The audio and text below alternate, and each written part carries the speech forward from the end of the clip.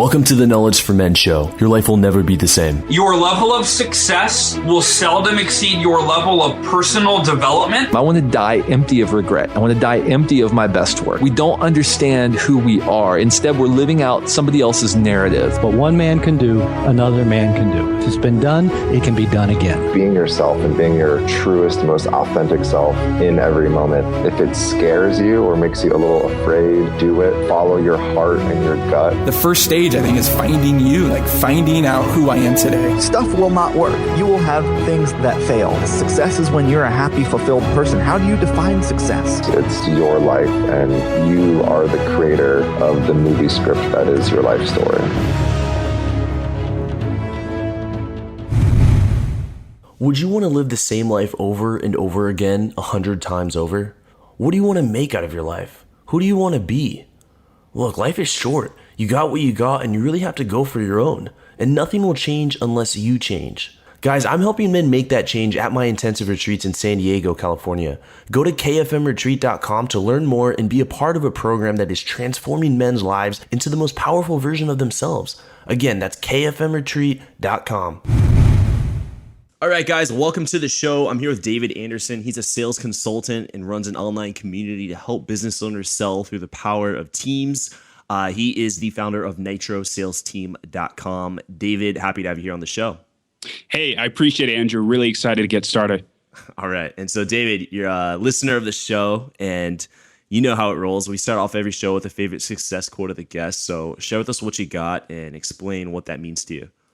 Yeah, definitely. I have a lot of quotes that I live by, but the one that's really stuck out to me over the past couple of years is make more, think less. You know, instead of thinking about it, reading all these books, doing all these Google searches, just getting stuck in your head and thinking about all these things that you could be doing, instead of thinking about it, why don't you just go out and do it?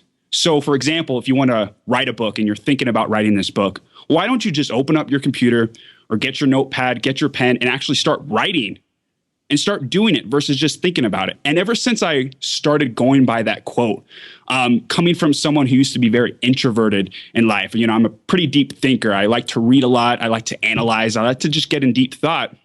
It really changed my life around and made me start taking more action. Yeah, there really is a difference between knowing the path and walking the path.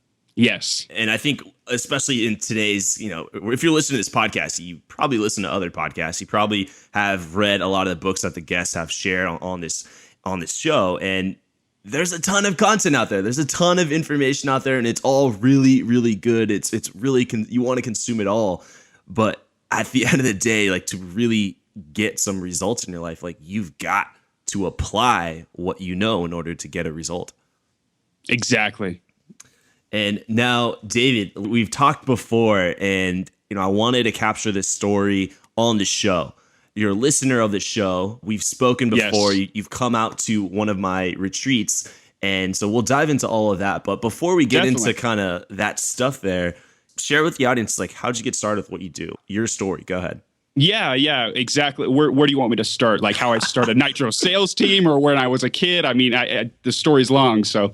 Yeah, man. A brief story of just start from the bottom, man. Just I never heard, you've told me the story. It's really compelling, so I think a lot of guys listening could relate to it. All right. Well, I'll kind of start from the beginning, do the cliff notes. Oh, man. Yeah. Do it. So.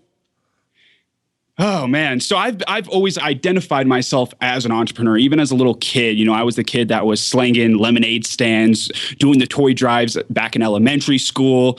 Man, just always hustling out there. I don't know why. I think it was probably because of my father and my stepfather, the influence of, my parents. And I actually started my first website before I even hit fifth grade, and it was through a fad I was into at the time. It was Pokemon and Dragon Ball Z. I would literally create all these websites, and this is back when we had AOL dial-up startup, right? Where you had to put the phone line in and sign in, and this before Google even existed. This is before blogging, but for whatever reason, I was just so passionate into it. I just started building all these websites. I started driving traffic to them. I started putting affiliate banners. it was just something interesting to me, right?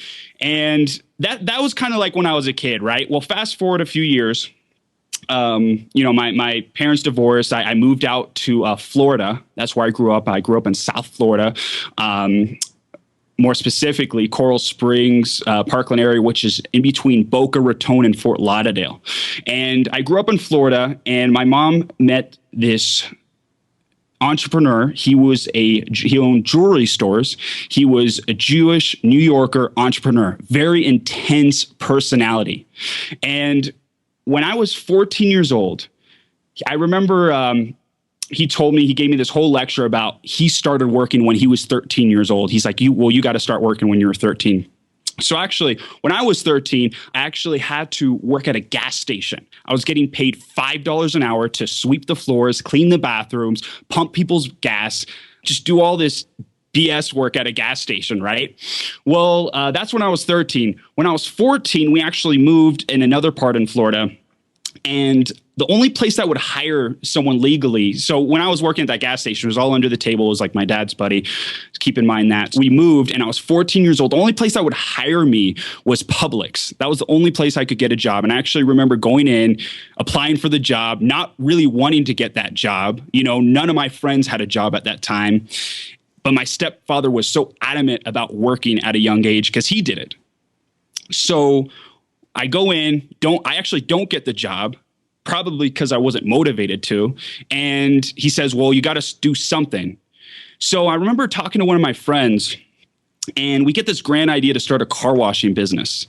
And we're getting all excited. We talk about it. We talk about all the strategies we can do to go out and start washing people's cars, in the neighborhood. So I go over to him. And I tell him, I said, hey, I got this great idea. I want to start this car detailing business. And he's like, okay, well, you can't do a partnership. He immediately bashed down the idea, just shattered it, said, nope, you can't do partners. Partners never work. Gave me this whole lecture about it and said, you need to go out and do it alone. You got to be your own self-made business owner.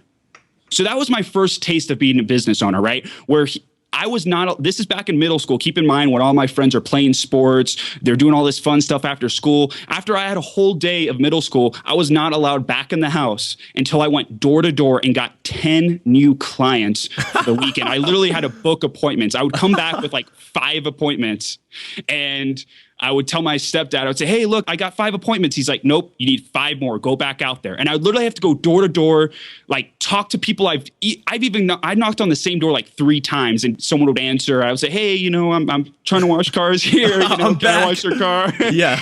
and I was a little kid, so they weren't like too mean about it, right? They were actually really friendly.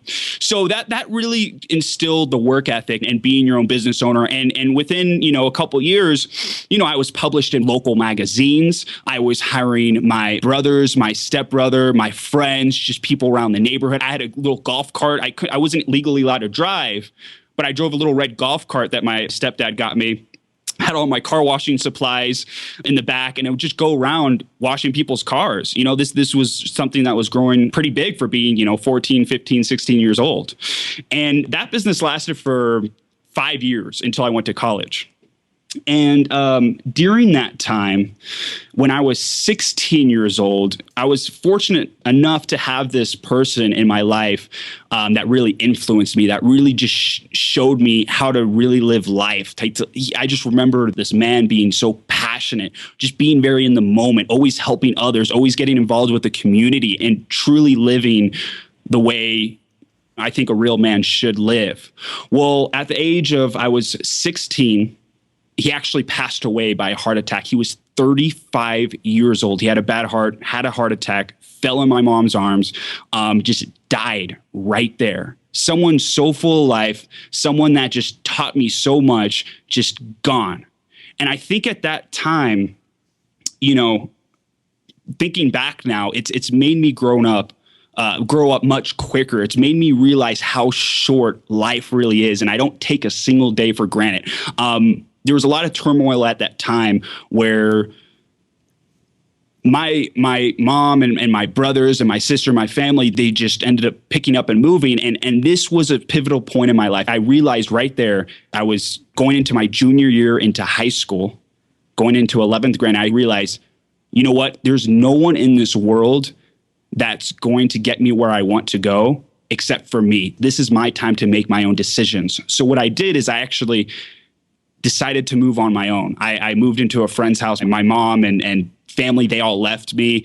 And I took 100% control of my life. And I continued the car washing business on the weekends, and I got a night job working as a caterer at an Italian restaurant, and just basically put myself through high school, went through the whole motions. I really wanted to go to Florida State at the time. So I did everything I could to just work my ass off, pay my own bills, get my own scholarships. I paid, I went to 4 years at Florida State. I paid everything for myself. And I learned that at a very young age. Fast forward a little bit more, man. I went into corporate for a little bit, became a sales trainer, got mixed with the whole corporate world for 2 years, realized that was not for me. I need to go back to my roots of being an entrepreneur. So I quit, took a leap of absence, started my own internet marketing business. Fast forward a little bit more. Now I'm at nitrosalesteam.com. I'm sitting here helping tons of entrepreneurs with their businesses, and I love every single day that I do it. Wow. And quite the story there. So much happened. You started at such a young age, and so much. There's a lot of sales experience going door to door at just, you're like a kid. Okay. Oh yeah. Okay. Oh yeah, definitely. Talk about the part where you're homeless. Oh, so that actually happened a couple times in my life. It was back when I was in high school, right? Back when I was in college during the summer breaks. I think I told you this, Andrew. I graduated with 3 degrees. I got finance, real estate, and economics under my belt. And the only reason I did that was because I had nowhere else to go during the summers. I went to school to get more scholarships, and I studied in the summers just because that was my home base. But during those small little breaks, I had nowhere to go. So I'd have to go back.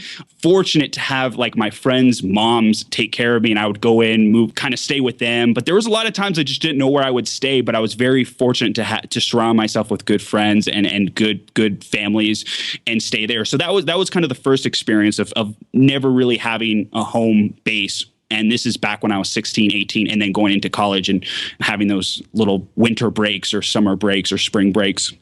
I have nowhere to go. It happened again, actually, after I graduated college. I moved out to Denver, Colorado. That's where I'm residing right now. That's where I'm making this call right now, in Denver, Colorado. And, I got the corporate job. I got my own place, did all the textbook things that you got to do. And then a couple things happened in my life, very personal things that just totally was a tipping point for me and made me realize I need to go back to be an entrepreneur. I need to go back to pursue my dreams. So I took a leap of absence at my job, my corporate job, went ahead and did what I knew best, go out and get clients, go out and sell clients and establish value and build a business. So things were going very well at first, but then it started to fall apart. I just did not have the pieces, the resources. I just did not know really what I was doing. So I ended up losing my apartment. It was my last month of the lease. So luckily I didn't get evicted or anything. I just couldn't afford anything more. And I was back out on the streets. I was basically without my own place, still trying to build my own business. And I remember at the time, a lot of my friends, family, people they were genuinely concerned, especially my mother. She would always message me, text me, call me and say, hey, you can always go back to corporate, make 6 figures. And I would tell my mom, I say, no, I have a much higher purpose in this world. And that's to be a business owner. That's to pursue my business. So I literally went homeless, literally went broke to pursue my passion. Even though I wasn't fully getting it going yet, I knew that's the direction I wanted to go. I knew corporate and working for someone else, I was never going to be the man. I was never going to be the full-on person I was supposed to be, the reason I was put on this planet. So I just went with it. I just kept going. I even got a part-time serving job at one time to get some, I think I worked 20 hours a week, very minimal. So I could continue to put the other 40 hours into my business and keep going, keep the train moving, keep it going forward. And it was a really tough point of my life. I would crash on friends' couches. I would my dad was living in this small little basement. It was a 2-bedroom, and I stuffed myself in the living room a couple of times. I remember setting up a bed, literally just a mattress in the middle of this little living room, like very small basement level area, very crammed in there, and it was just miserable, man. But I knew I had to do it. I knew I had to keep going because I was not going to go back to having a regular job and not really pursuing what I was meant to do. Wow. At that moment, let's look at that moment. You're sleeping in a living room, you're busting tables at a restaurant, and you're working full time on the side on your business. Oh yeah. Yeah. It's like you said, you have this higher purpose that you want to be a business owner. Where does that come from? Like, how, I'm trying to figure out what is going on in your mind. Your ass is homeless. You're sleeping in you're sleeping in living rooms, and what's going on in your mind that tells you keep going? That's a very good question, Andrew. You're always asked that question. What did you want to be when you're a little kid? Did you want to be an astronaut, a fireman? For me, it was, for some reason, it's just always being the entrepreneur, like being the business owner. And then also, that's when I was a kid, right? Then being, when I'm in my teenage years, having this stepfather that I just remember, just to this day, I'm 26 years old right now. This is 10 years ago. And to this day, I still vividly remember this man, because he was just that intense personality that just did what his purpose. This is the best way I can explain it, Andrew. I had the breath of that fresh air. I could breathe it in. I smelt that success. I smelt what it felt like. I breathed in what it felt like to really live that passion. I lost that for a little bit. I lost that. It died for a little bit with all the turmoil going on in my family and moving and being on my own, being homeless, doing all these crazy things. And I just knew it was still there. So going back, fast forwarding to where I'm homeless, I'm working at a restaurant way below my standards, working at a restaurant when I have 3 degrees, I've been through corporate, I'm a business owner. I think it was just something inside, man. It's just meditating, praying. I think calling upon that higher being. For me personally, it's God. For other people, it might be the universe. It might be, another something just bigger than you, and reaching into that power, reaching into it inside and knowing, hey, this is my calling. And at what point did you discover this podcast, and how has that been a resource for you? So I actually learned about your podcast through a friend of mine, someone I was in a mastermind with. We still talk to this day. We started a internet marketing copywriting mastermind where we call ourselves the Copy Rebels to go. Our goal is to start online businesses so we can travel the world.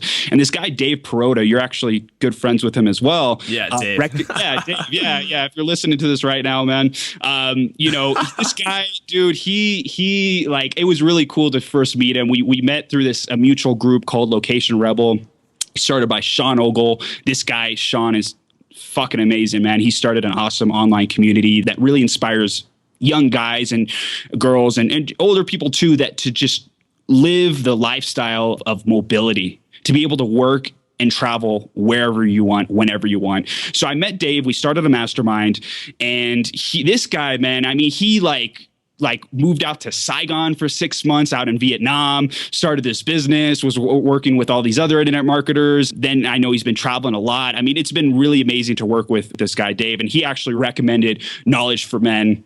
I checked it out, and what made me relate to Knowledge for Men is I was literally going through hell. Like last year, like a year ago, my motto was, if you're going through hell, keep going. I was literally going through hell with all these things going on in my life. And Knowledge for Men was like the torch, the light, that if I was lost deep in the woods, like really dark, and this podcast, listening to the stories of other men that have made it, that have been successful, made me realize, hey, what another man can do. What one man can do, another man can do. Exactly. And that's what that's what kept me going, man. That's what kept me going. Yeah. I think what's crazy is, like, I do these podcasts and I get emails from people. I sometimes go out to different events and people will know who I am, but I didn't know your story until you reached out to me. I didn't know that you were sleeping on couches. I didn't know that this guy has 3 degrees and he's busting tables and he's like going after his dreams and he's using Knowledge for Men as a tool, as a resource to help him keep going. And that's been a motto for me as well. Like, I've always just whispered in the back of my head, keep going, whenever I was going through some crazy situation, some hell, you said turmoil. I can definitely relate. And so, I mean, for someone listening who's using Knowledge for Men as this resource, like, here's an awesome story of a guy who was doing the same thing and has since just really gotten through that crazy situation and gone out and crushed it. And if you're listening and you're in that hole, you're in some tough situation, it's like, always remember, keep going, and what one man can do, another man can do. And there's so many guys on this podcast that have gone through a tough situation. Exactly. And even worse than your situation and made it out on top. Everyone has their own problems. Everyone has their own story, right? And listening to Knowledge for Men was it made me relate. It made me realize, hey, there's other guys out there that have really created these successful, awesome, extraordinary lifestyles. They're truly happy. They're truly living their dreams. And it helped me keep going. Yeah, I think that's huge, is first understanding that you're not alone. It's like you might not see people around you who are going through that situation, but if you expand your mind into like the whole world, the whole country, just something bigger, it's like there are thousands, there are millions of people who are going through your exact situation, and that you're not alone. And man, one crazy thing that's even helped me is like I'm equally learning from my listener, from the guests on the show, is that these guys, you think of them as so high and mighty and they're so out of reach. But they're you hear their story, you hear where they came from, and they're just regular people. Yes. You can totally relate to them. Just a different story. Just a different person. Yeah. And I recently did my first retreat, and, you applied. Yes, I did. And that was how I discovered, your story a little bit. Because I was asking you questions about who you were, and you shared what you just shared on the show earlier. And I was like, wow, this guy's got an intense story. He's using Knowledge for Men. I was like, I really want, I want this guy to come out. I'd love to meet this guy. I'd love to really have him be a part of my first retreat. And that was just in May. What was your experience like at the Awakening, the retreat? That was the funniest call I've ever had. If we can share that for a moment, man. I applied to your retreat and you called me. And first of all, I get a voicemail with you talking. I'm like, is this like a recording, or is this really, is this really Andrew Farabee leaving a voicemail on my phone for this application? You never know what to expect when you apply for something online. And by the end of that call, what's funny is, we ended up working out a deal where it was like kind of battle of the minds. It was like an hour and a half call where you were like selling me, and then I was kind of selling you. You were asking about my services, and we ended up working an agreement. I thought that was funny, man. That was funny. That was I was trying to get you to come out to San Diego, and you're getting me to join one of your sales programs. Yeah. And then by the end of it, you were asking me, well, what are your results, man? What have you done? I'm like going into it. And by the end of it, we're like both booking each other like, okay, well, your coaching call is this time. I'm like, okay, your consulting call is this time. It was like really, right after each other, just like us changing shoes. You're like, I can't believe I called a sales consultant. Yeah. Yeah, I knew I wasn't getting out of that one when I was talking to you. I was like, oh man, this guy's doing something to me. But dude, that was fun, man. And it's crazy to think it was only in May, when the application was, actually it was the month before that, April. Yeah. So we're going a couple months back. Yeah. You did that first coaching call with me for an hour before. You did like a little prep call before. Yeah, I do. I try and help guys build momentum before they come out to the retreat. So all 10 guys are just crushing it before they come out, so that when everyone meets, they all have momentum. And I'm a huge fan of momentum.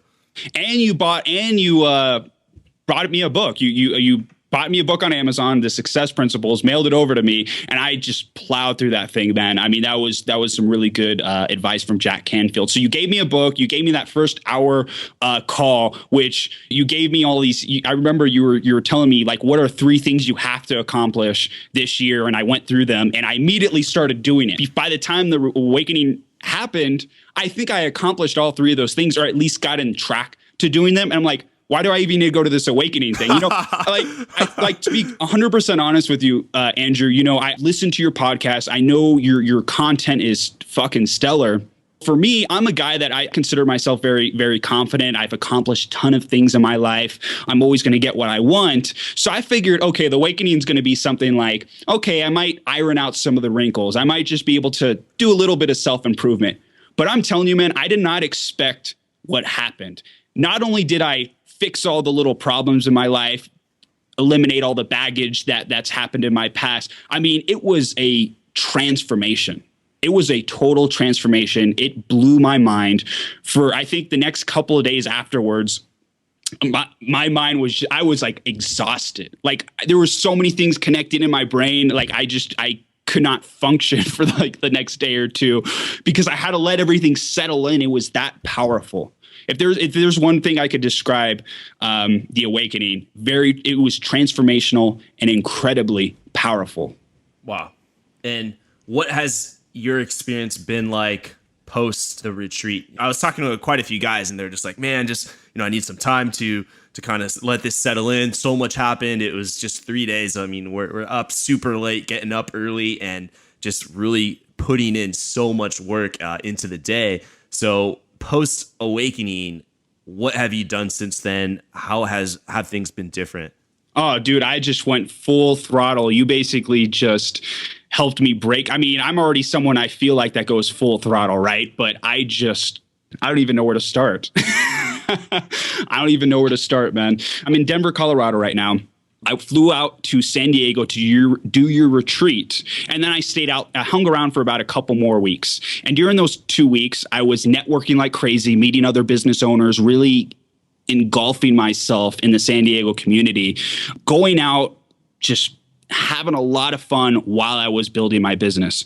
More specifically, dude, going out, just going out to all the different bars, clubs, approaching anyone that I found interesting, whether it was a woman, whether it was a guy that I thought I could connect with, just going out, being myself 100% and just feeling totally free, just attracting the best people around me, to the point where now I'm even doing some consultation calls with some people in San Diego, with some other business owners. I'm talking to some girls there that wanna fly out here in Denver and visit me, or they say, hey, next time you come out to San Diego, I'll be your personal tour guide. You know, it was just meeting so many people, getting really, really in touch with the community out there. As far as the business side of things, Andrew, I launched nitrosalesteam.com. You know, it's a community, it's a sales community that I've been building for, essentially since I was a little kid. It's been something I've been wanting to do. I've been wanting to get myself out there. I started a podcast. I hired a girl that's going to help me run it. I hired another guy that's going to be doing all my writing. The biggest thing my mentor was telling me was, hey, you need to delegate way more. So it just got me in tune with other people, and it got me in tune with my business, and it got me in tune with everything in my life, like my dating life, my relationships with, we talked a lot about your relationships with your father and your parents, you know, and I've been able to really fix that. I mean, dude, I'm just giving you the tip of the iceberg, the cliff notes of what really has been post after the awakening. It's everything aligned. Everything has been aligned, whether it's health, wealth, relationships, growth. I mean, everything has just substantially gone up. Wow. It sounds like you've been on fire. Dude, that's the best way to explain it. On fire. I should have just said that. I've been on fire. I remember, I think it would be funny if like I could record this coming to the future. Like that was just an awesome clip that you shared. And if I could record that, and then if we could go back in time when I was like, hey, I think you should come out to this program I have, and then just play that, and then you just be like, damn it, I gotta come. Yeah, exactly, man. Yeah, no, I feel fired, man. I feel fucking fired. I've been talking to a lot of the guys since that retreat and just been getting a ton of positive, transformational, just a ton of feedback that's guys are just going out and really making it happen for themselves and just getting unstuck, breaking through, and feeling like a more powerful man. And what did you think of the that highlight video? I mean, you're in it. I think you're like on the cover. I'm like, damn, whose back is that, man? Look at this fucking beastly guy in the back, Like, no, that's funny. Yeah, I thought that was awesome. It looked pretty epic, man. Yeah, epic video. For the guys listening, this video I made, it's just like a highlight video of that last You got to retreat. check that video. Check out the video. You can go to kfmretreat.com. That's kfmretreat.com. Check out that video and just a little bit more details about the program there. But David, let's dive into the knowledge round. Let's go for it. All right. Hey, I want to share with you more about the Knowledge for Men 3-day intensive retreat. I will show you how to discover yourself so you'll know exactly who you are, what you want, and have the conviction on how to get there. You can become a leader so you can achieve greatness in all aspects of your life and become the man you want to be. It is all lying within us dormant until the right teacher helps us tap into our inner warrior. You will be tested, challenged, and pushed beyond your limits. And together, we will push the boundaries of what is really possible in your life.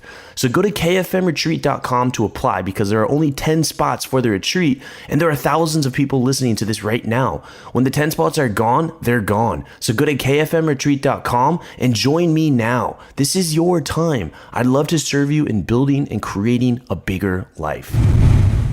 Welcome to the Knowledge Round, where the guests will be asked rapid-fire questions to give the audience invaluable pieces of wisdom to help transform their lives. Starting in 3, 2, 1, showtime. All right, first question I have for you, David. What advice would you give to someone who's feeling completely lost and stuck with where they're at? So if you're feeling completely lost and stuck, I think if you're feeling lost and stuck, you really have to find yourself. You really have to discover who you are. And the best way to do that, personally for me, was to meditate, to really listen inside. Cut out all the crap, cut the TV, cut the media, cut the phone, cut your parents' advice, shut everything out. And just listen to inside. What do you want? Ask yourself those questions. Silence. And if you have a problem with silencing, I know I did. I'm a type of person that my brain is going a million miles per hour. I'm always constantly thinking. I'm always trying to improve things.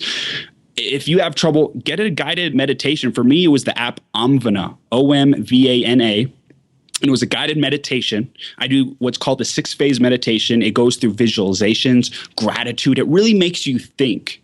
And at first, it might be kind of hard, but the more and more you do it, the better you'll get at listening, the better you'll get at really tuning the inside. Yeah, really good. And David, what was holding you back from becoming the man you are now today? What was holding back? Myself, thinking all the situations, all the crap that happened in my life, just letting it weigh down on me and just being way too hard on myself. So with the awakening, what I learned was to be yourself, to breathe. If you're in a situation where you're nervous, if you're in a situation where you're approaching a girl that you like, or about to call someone that could potentially change your business, or ask for the promotion, or do whatever it is, breathe for a second, right? You really need to be yourself. And the biggest thing I learned from the awakening was to just tap into that, to just not hold back. And the biggest thing that was holding me was myself. I was holding myself back. And I wasn't being myself. Instead, I would go out and I wouldn't let my light shine. I would actually worry about what other people thought, or I would think my personality was too intense. But what I learned going through the awakening was we need more people with that intensity. We need more people that want to impact billions of people in this world. So don't hold back. Wow. And just to even prove that point, it's like you shared what you've been up to since post-awakening. You're just talking about you're going out in San Diego, you're talking to girls that you find attractive, you're meeting up with potential business owners, you're making things happen for yourself. You just launched this website, you're making more money. Like so much has happened when you just get past and break through what's holding you back. And in many cases, I mean, the answer, for basically everyone is going to be themselves. It's like my mom is holding me back. God damn it. Well, you know what? When you say yourself, it's also other people, right? Because you listen to the advice of your mom, you listen to the advice of your dad, your teachers, whoever else, right? Other people worried about you, or maybe other people that don't understand what you're really trying to do. And when you do that, you're letting your light dim. You're letting your candle light burn out. But if you can just let that go. And I think the biggest thing you told me, Andrew, again, I learned so much things, but one thing that keeps sticking out to me is, why do you care about what other people think? Why are you going out worrying about other people's thoughts so much? Why aren't you just being yourself? Let that light shine, be on fire. And all those things that you just talked about, all those physical things that I was actually doing, was simply because I just let my light shine. Yeah. When you are free to let your own light shine, you empower others to let their light shine. I think an example of that is right now, a listener is just like, hell yeah, like that's it. Like, I'm going to do that. That's like, by you sharing that, by you being you, you empower others. And, you know, it creates just this multiplier effect, and more people get empowered when you empower yourself. Yeah. And that person that's listening right now, this moment, and feeling that fire, whatever you are fearing that you really want to do it right now. The second you shut off this podcast, go out and do it. Yeah. You know what? Fuck it. Just right now, turn it off. just go and do what you need to do right now. Just go off, shut off the phone, smash the phone on the ground, and just run off. This guy just going nuts. We're going to get like a news report tomorrow, like 10 people. Yeah. Broken iPhones. All right, David, what are 2 or 3 of your most influential books that have helped you on your journey of, let's go back to that year when you were going through hell. What were the books that helped you get out of that? Oh man, some good ones. So many good ones. I want to say that recent one, The Success Principles, was really good. That Jack Canfield one. Yeah. That was some awesome stuff. That I think any man, any person can apply a lot of those principles to that book. Another one back in college. This one's the generic one. Any business owner that's read 4-Hour Work Week. I think that guy, Tim Ferriss, started a movement. There's all these other people like Dan Andrews, Tropical MBA, Sean Ogle, which I've been a big part of his community. He's started a movement of a different way of thinking. When you find out it's not about working 4 hours a week, but living life differently, living life and taking advantage of the technology and traveling the world, taking those mini retirements. So that was a pretty big one for me. Another one, my first personal development book, 7 Habits of Highly Effective People, Stephen Covey. Yeah. Classic books, all 3 classic books. But at the same time, I mean, there's a reason why they're classic. Sometimes like I have this list of the top 30 books that every man must live by. And on that list, if you want to get it, just kfmfree.com.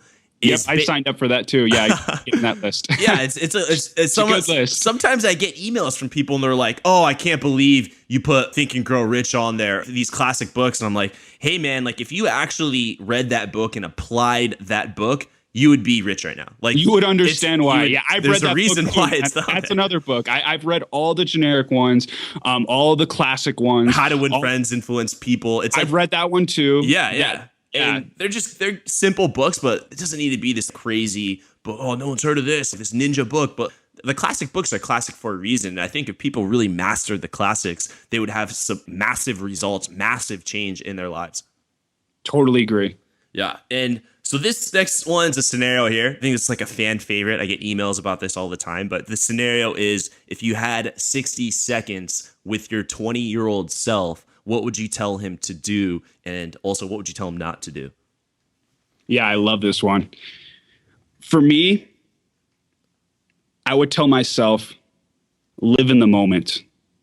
Someone that has gone through all this turmoil, has broken the odds and truly pursued your passion. I did that by...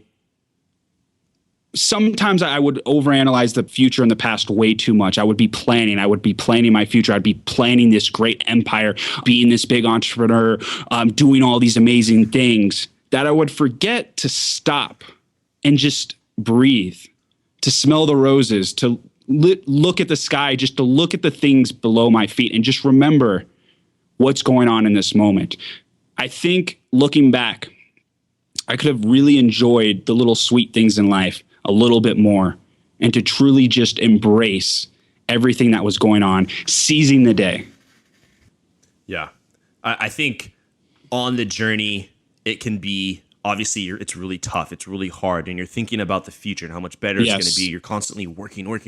Yes. And eventually, you're going to get there. Like, if you don't give up and you keep learning, you keep taking action, and you overcome your failures, like, whatever you want, you're going to get eventually. It could take 5 years. It could take 5 months. It could take a long time, but you're going to get there eventually. But I don't want anyone to have to sacrifice 5, 10, 20 years in order to get something, because you can live through that journey. Like you said, like taking some time to just breathe. I got to stop you right there, Andrew. What you just said, for me, it was 25 years I sacrificed. 25 years. It wasn't until about a year or two ago I read that book, Power of Now.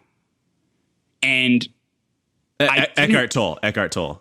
Yes. Yeah. I didn't realize how much I lived in my head. I didn't realize you could step back and observe the watcher, that you could feel more, that you could just really be more, and you can flow, and that the present and the future is literally made up. It's in your head. It's just you analyzing. You are living in your head. And for 25 years, I sacrificed it, because I would say like 90% of the time I was in my head. I would constantly be, whether it was teachers or my own mom or family members, they would say, "What are you thinking about? What's going on in your head right there?" And I didn't realize how much life I really lost by doing that. And I'm glad it happened, because now moving forward the rest of my entire life, I will always be in the moment as much as possible.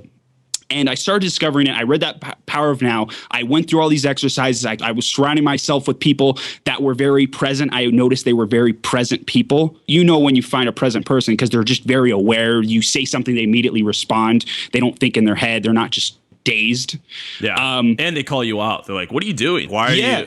You're like, "What?" You didn't realize. You're like, "Oh, I was in a different world." And the awakening helped me. The awakening was that final piece. I remember you had a guest speaker there, very powerful guest speaker, Sam Morris. He came in there and he just looked me in the eyes, man. I think you even made a joke about it. You're like, "Dude, you're jealous of Sam Morris, of how present he is." I'm like, "I am, man. That guy is amazing."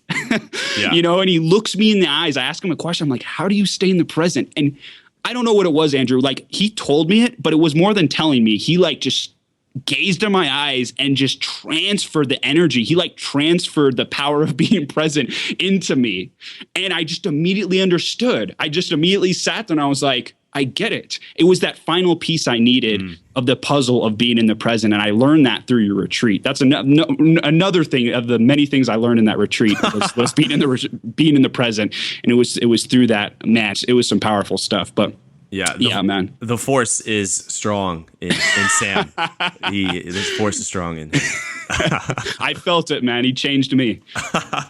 And yeah, Sam Morris, he's been on the show. He has an episode. I forget the episode, but it's like 20 episodes back or so. Sam Morris, check that one out. Incredible guy. Or come out to the retreat. And okay, so you're a sales coach. You're crushing it. You're Nitro sales team, making things happen. Even just talking to you, you're good. What's your philosophy on sales? Like, break it down, because sales is so much not just about making a sale and making money, but also sales is life.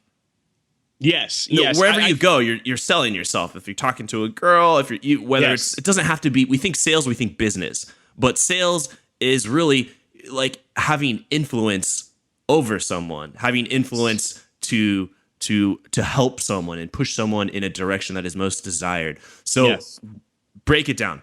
For me, it's properly communicating your value. Really showing other people what you stand for. Really showing other people how you can benefit them, right? Not being the go-getter, being the go-giver, right? So when I think of sales, whether it is, dating, getting a job interview, or for me, more specifically, when I'm training a business owner, I'm teaching that business owner, that person, go out there and ask questions. Everyone is tuned into one station. That's WIIFM. Are you familiar with that station, Andrew? No, I'm not. Break it down. WIIFM. What's in it for me? Yeah. Okay. Everyone's walking around wearing a sign saying, make me feel special. So when you're in sales, some people have this bad connotation about salespeople that they're just trying to go out and get your money. No, that's wrong. The true good salesperson, the good business owner, the person that is trying to give to other people, they're going around and they're asking questions. My biggest advice to a business owner when they're writing out a sales script is don't write the sales script. Instead, write a list of 10 to 20 questions that are deeply engaging, that opens the other person up. You need to get that person to open up to you. And that's all sales really is to listen, is to ask good questions. And the only way you're going to get good at that is to practice it. So if anyone out there is listening, and maybe you're in sales, or maybe you're a business owner, or whatever it is, write a list of questions and start asking those questions. When you're on a phone call, when you're in a meeting, wherever you are, wherever you're talking, start asking that person, what are you looking for? What are your goals? Simple but effective questions, just like you're doing, Andrew. I mean, the biggest thing I've noticed with Knowledge for Men is that you ask great questions, and you have interviewed some of the most successful men in this entire world and have gotten them to open up and share their darkest secrets, their biggest struggles because of your questions. So I think the more you can do that, the more you can tap into other people. You can qualify someone, you can qualify another person and get them to open up to you. And basically what you're doing is you're getting them to open up and bring out pain points. We call them pain points in sales. When someone brings a pain point, it's like them being cast out in the middle of the ocean. And now that you know their pain, you know that they're out in the ocean, you can throw the lifesaver. You can throw it out, cast it, and rail them in the boat. And when someone's railing the boat, they'll pay you anything to get in that boat. And that's true sales. That's good. I liked a few things.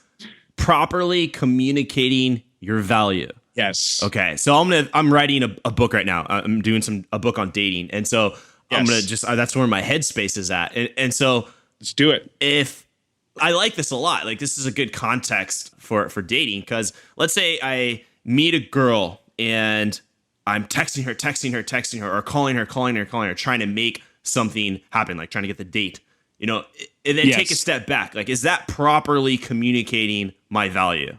To her, obviously, it's not. Obviously, she's going to be repelled by that. Or if I'm in a relationship and I'm just butthurt about some argument and I'm ignoring my partner, like, is that properly communicating my value? Like, is that who I am? And so obviously the answer is no. And no, it's not. Thank you, Dave. I needed that. Needed that encouragement. Yeah. You're on the right track, Andrew. You're doing good.